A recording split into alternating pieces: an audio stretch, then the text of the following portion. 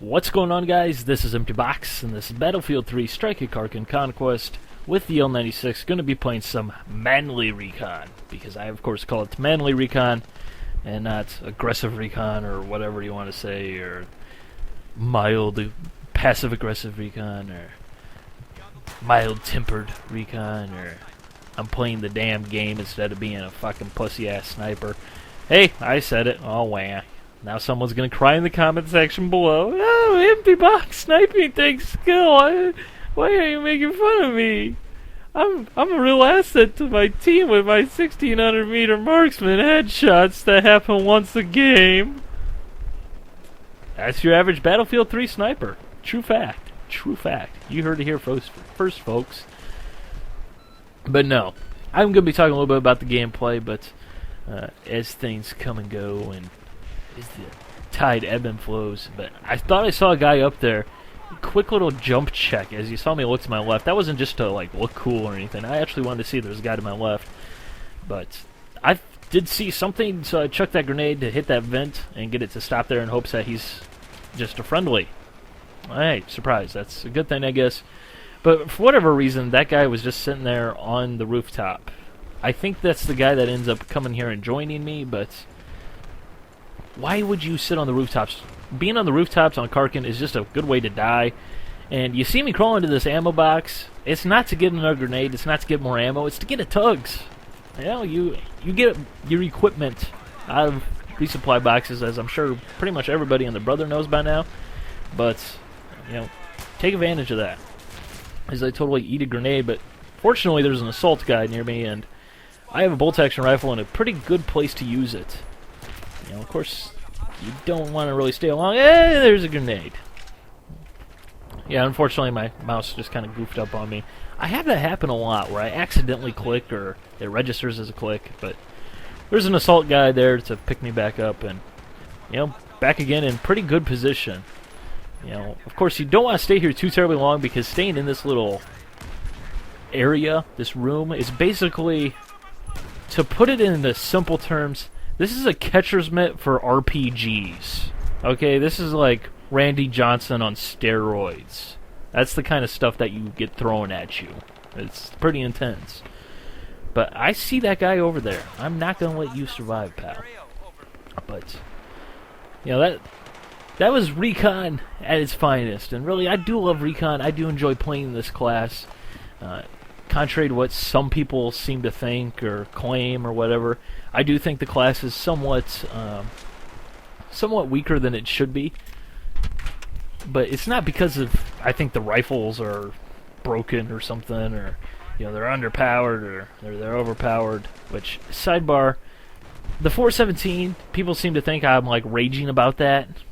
No, not really, because pretty much 99% of the people that use that gun absolutely suck with that gun, which, hey, it is what it is. But, you know, manly recon, though. Let's go into manly recon a little bit more.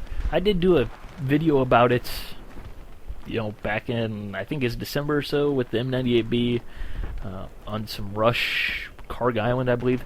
And this guy has to be the luckiest mofo alive. Watch this. And then I have to reload, because I didn't reload at all. How lucky is that guy? He literally turned at just the right time to avoid getting shot in the face.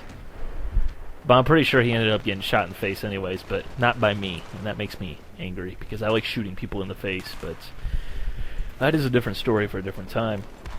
So once again, moving on up onto the flags. You know, you're playing a recon. You're not sniping. You know, I personally, I don't understand this whole sniping thing and how this is skillful or something, or, you know, I'm talking about sniping, not manly recon, because obviously, to be perfectly honest, if you can do what I end up doing in this game throughout the course of this game, you can pretty much do the exact same with anything. And I'm getting shot here, so I'm going to use this vehicle, because when you're moving fast, you're a harder target to hit, and you got all those roll bars and everything to kind of give you some extra protection from the bullets. I didn't want to actually go anywhere, it was just there, so a little bit of quick thinking saved my bacon right there. But if I was actually really, really smart, I would have taken note about the fact that I was being shot from that building that everybody seems to sit on top of to my right now, the flat top roof building, 2-story. For whatever reason, I completely failed to think about that, but, you know, whatever. So I see where losing B. I get shot again, and then clicks in my brain, oh hey, that's where they are. And this is where Recon is ultra important. No one else can hit that shot but a Recon player with a bolt-action rifle. No one. You know, you shoot that guy with a shotgun with slugs, there's a pretty darn good chance you'll get a hit marker. Yeah, you'll hit the guy. You'll hurt him, but he's not going to die. You know, you shoot that guy with a semi-automatic, he's not going to die at that range because you're past the one-shot headshot. You shoot that guy with an automatic, he's going to eat a few bullets, yes, but he's going to end up ducking down and going back into cover, and they probably got a health pack up there or something to the point where, you know, it's basically like you didn't even shoot them all, you just wasted your ammo. You're standing out there in the middle of the open like a complete dumb fuck, you know, being all like, I shot the guy, why isn't he dying? And here I flat out miss, and I pay for it. Because that's what happens when you're playing manly Recon, playing up front and actually getting stuff done and moving as a team and moving with your team rather than just being sniping puss bags. Because really, I absolutely hate snipers. I really do.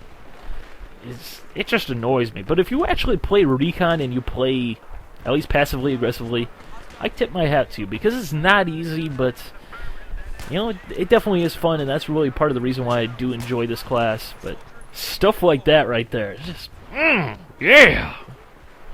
That's juicy, you know what I mean?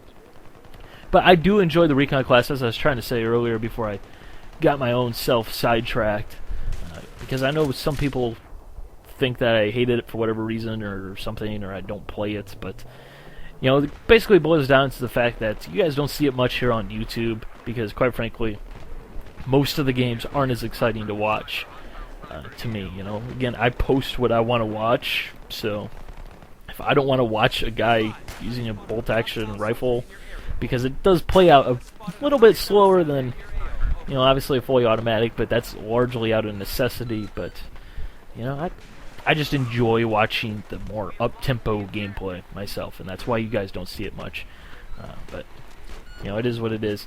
But as for the class itself, you know, for this type of style I'm playing, a lot of people would say, oh, a 4X or a M145 would be much better, don't you think, Empty Box? Why aren't you doing that?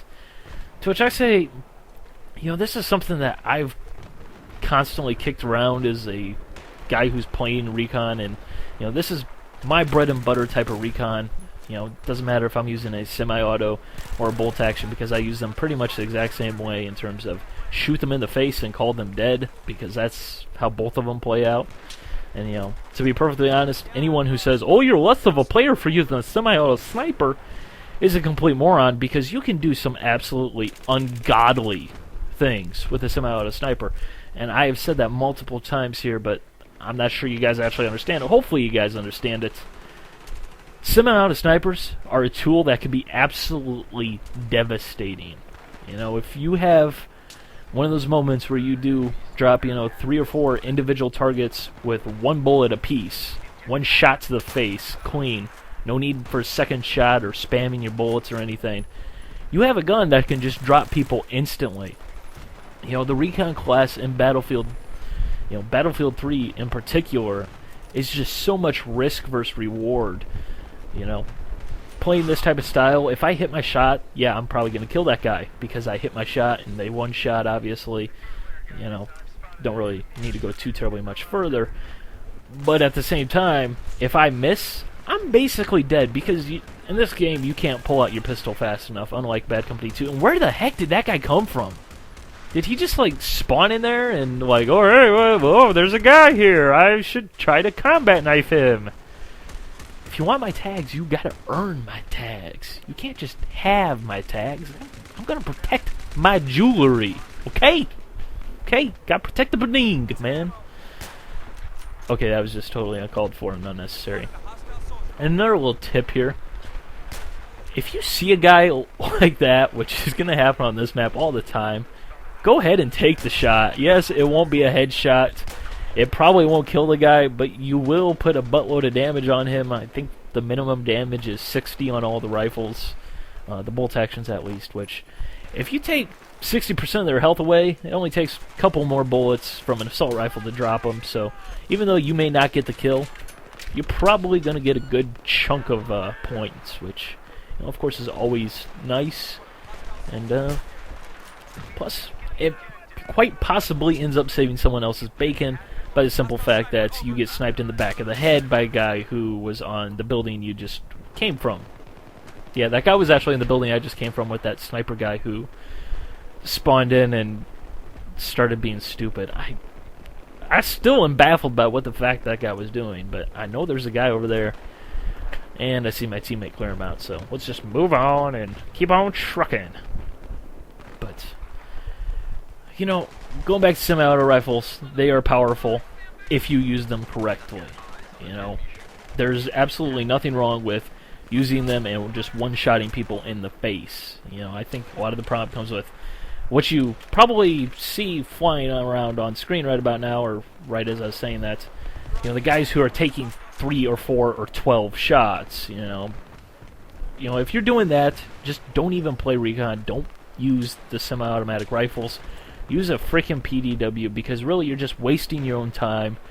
You're just being annoying because no one likes those jackasses, as well as the fact that you're not actually being productive. If you're taking 12 shots, figuratively, of course, you probably really would be much better off using a gun that actually suits your spray and pray tendencies. You know, it's just that simple.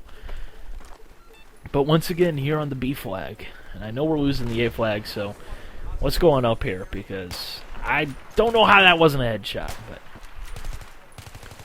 you know, just using the sight lines. You know, you have a scope, you might as well use it. And going back to what I was trying to get to earlier regarding the 4x 345 or 145 versus the 8x, and I guess even if you wanted to, the 12x, which would be totally overkill for this type of style.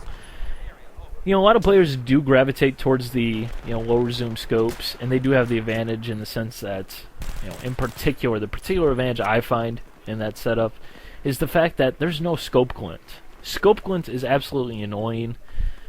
You know, I absolutely love it when there's a sniper sitting around 10 miles away out of the fight, because I can be like,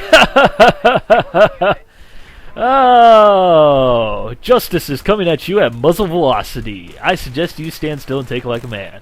You know, that's what scope glint does, but when you're actually moving around and playing aggressively. And how did I know that guy was there? I actually heard defibrillator paddles and basically figured out, hey, there's a guy reviving him, and he's not going to just go run around the other way, because no one ever does that.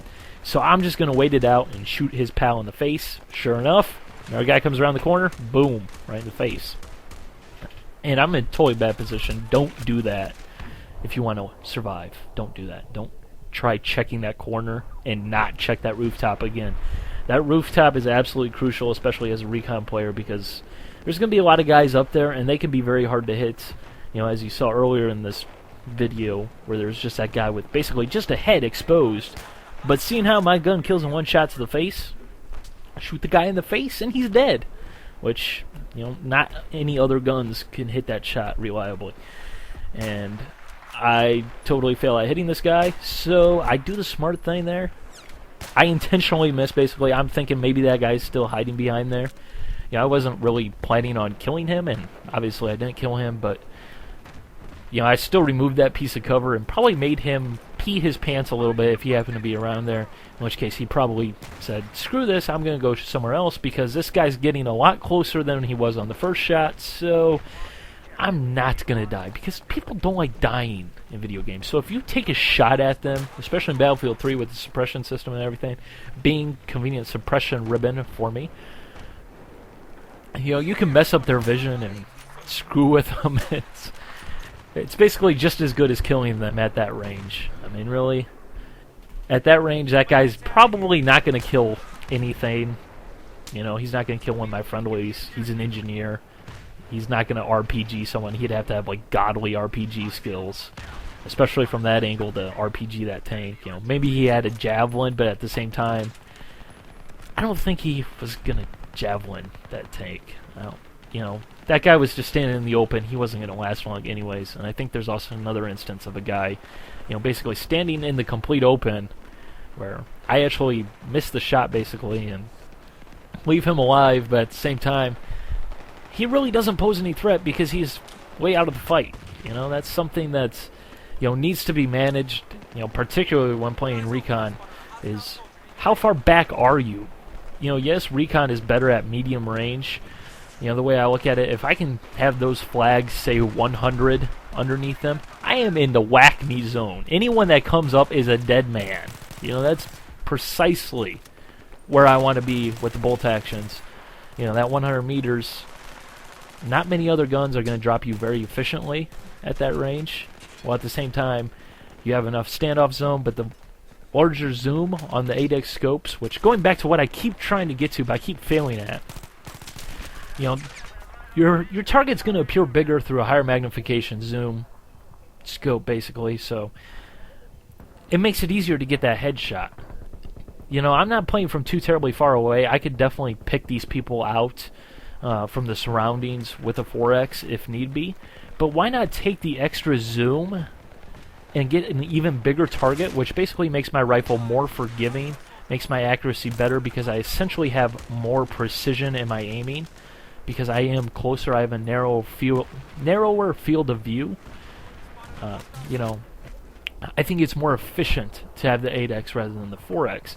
That's not to say that the 4X scope and the lower zoom scopes aren't good options, because they are definitely solid options. Definitely use them if, you know, that's your thing.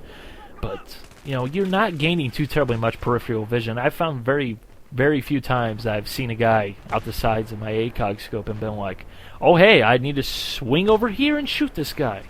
Because the reality is, well, it may seem better to have less zoom in close and everything.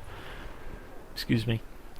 It's not necessarily better because really, how often are you scoped in for an extraordinarily long period of time? I mean, I'm not scoped in too terribly long at all throughout this entire game where I'm, you know, basically completely out of the fight, zoned out, scoped in, and just on railroad tracks, you know, got the railroad vision tunnel going on where I can't see anything but what's in front of me.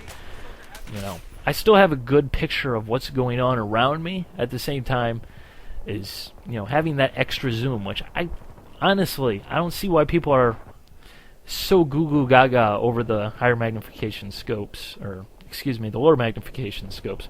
But then again, to put this in perspective, in Bad Company 2, one of my favorite guns in that game was the VSS, the very sneaky sniper. And I would always just use it with the standard 6X in that game, you know, because the way that game stacked up with the perks and specializations and everything is much more efficient, because I think it's competed with ammo, which you absolutely needed ammo in that game on that gun, or you needed a support guy following you around lobbing ammo box at, or excuse me, an assault guy following you around lobbing ammo boxes at you every 10-15 seconds, because you'd just run out of ammo that quick, you know, on a very high rate of fire, small magazine capacity gun. But I don't know.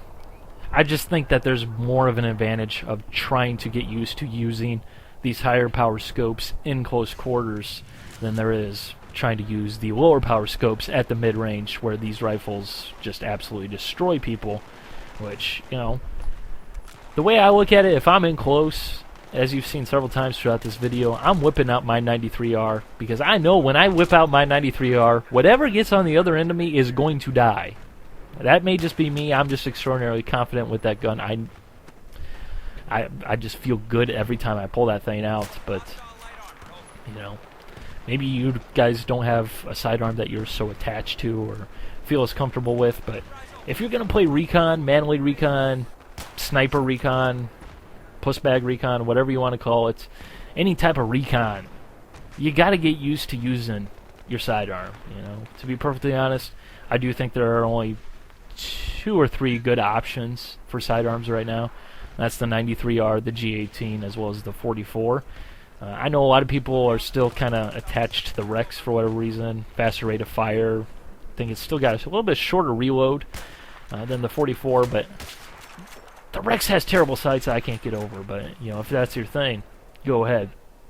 But, You know, the semi-autos pistols just really don't do it. If you need a suppressed pistol, take the suppressed G18. You know, the fully automatic guns, fully automatic sidearms can really compete with the regular primary fully automatics in this game, you know, to say the least. I mean, if you're confident with them, you can definitely take people out, no problem, with your sidearm in close when they have, you know, guns that you would normally think of as close range. So, just because you have a long range primary doesn't mean that you have to use a basically long range only playstyle when you have a secondary. Use it. You know, there's a reason I have, I think, like 3,000 pistol kills, which for a guy like me who hasn't played too terribly much, you know, compared to what a lot of people have done, that's a lot. I do have a pretty high, you know, percentage of kills with my pistols, and it's because I'm using rifles and stuff that, you know, really require to have to use those pistols and get comfortable with them. So that's going to be pretty much that. I think that's pretty much everything for the gameplay. Hope you guys enjoyed this. So, bye.